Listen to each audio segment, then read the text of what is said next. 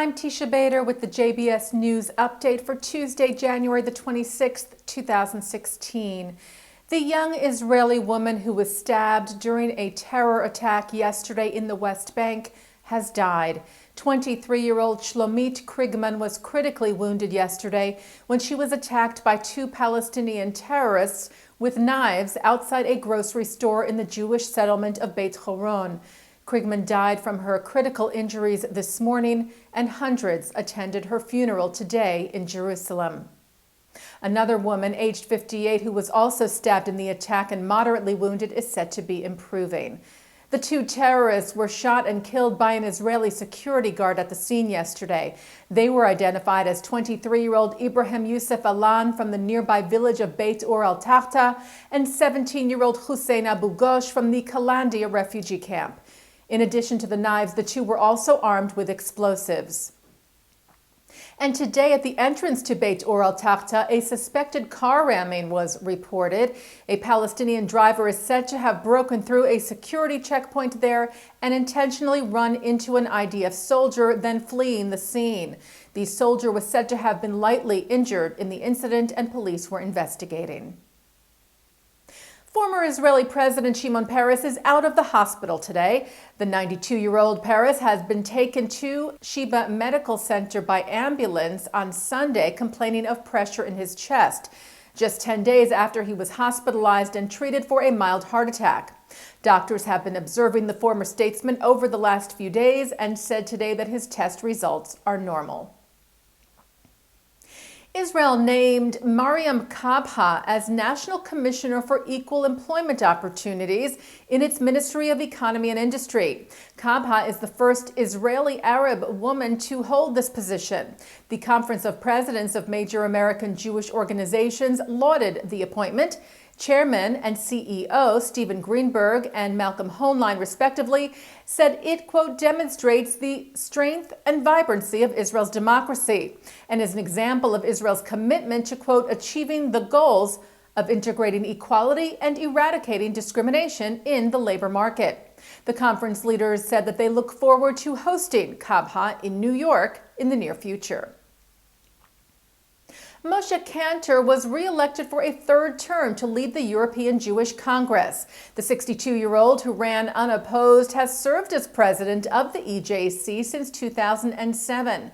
In his remarks to the EJC delegates after their vote of support, Kantor addressed rising anti-Semitism in Europe and the challenges faced by the Jewish community there. He said the situation could, quote, be defined as the most difficult since the end of the Second World War. German Chancellor Angela Merkel opened a major Holocaust exhibition in Berlin this week.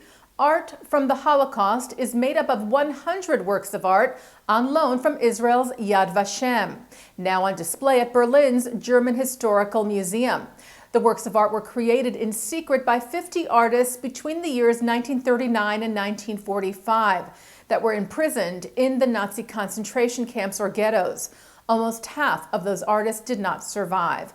The head of Yad Vashem, Avner Shalev, who attended the opening yesterday, said it was the right time to bring the treasured works to Germany. Shalev said they are the expression of human beings under these unique circumstances to try and prevail above the atrocities and deaths. Merkel noted the need to continue to fight anti-Semitism and educate about the Holocaust, in particular as Germany welcomes over 1 million asylum seekers. She said we must focus our efforts particularly among young people from countries where hatred of Israel and Jews is widespread. And as the world prepares to mark International Holocaust Remembrance Day tomorrow, Wednesday, January the 27th, World Jewish Congress President Ronald Lauder released a statement today warning that 7 decades after the Holocaust, dangerous forms of anti-Semitism are rearing its ugly head all over the world. Compounded with the threat of Islamic terror, Lauder said we are living in difficult times, adding that it is our duty as global citizens and proponents of human and civil rights to make sure that the words "never again" are more than just an oft-repeated slogan, but rather guide us in our actions.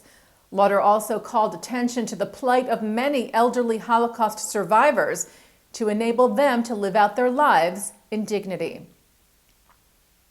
And looking now at our programming for tonight on JBS for Tuesday, January the 26th. At 8, author and psychologist Alon Grach speaks with Joseph Berger of the New York Times about the unique Israeli identity in a program of the American Jewish Committee of Westchester, Westchester Jewish Council, and Rosenthal JCC from Scarsdale, New York. At 9, it's part 2 of Mark Golub's L'chaim interview with Mordechai Kedar on the Arab world. At 10, former Egyptian Muslim prisoner Hussein Abu Bakr tells of his journey to becoming a supporter of Israel in a program of the Israel Connection and Stand With Us from the JCC of Stamford, Connecticut. And coming up right after this newscast tonight at 6:30, a special JBS tribute to Rabbi Dr. Eugene Borowitz, who passed away Friday at the age of 91. And that's the JBS News Update for Tuesday, January the 26th, 2016. I'm Teisha Bader.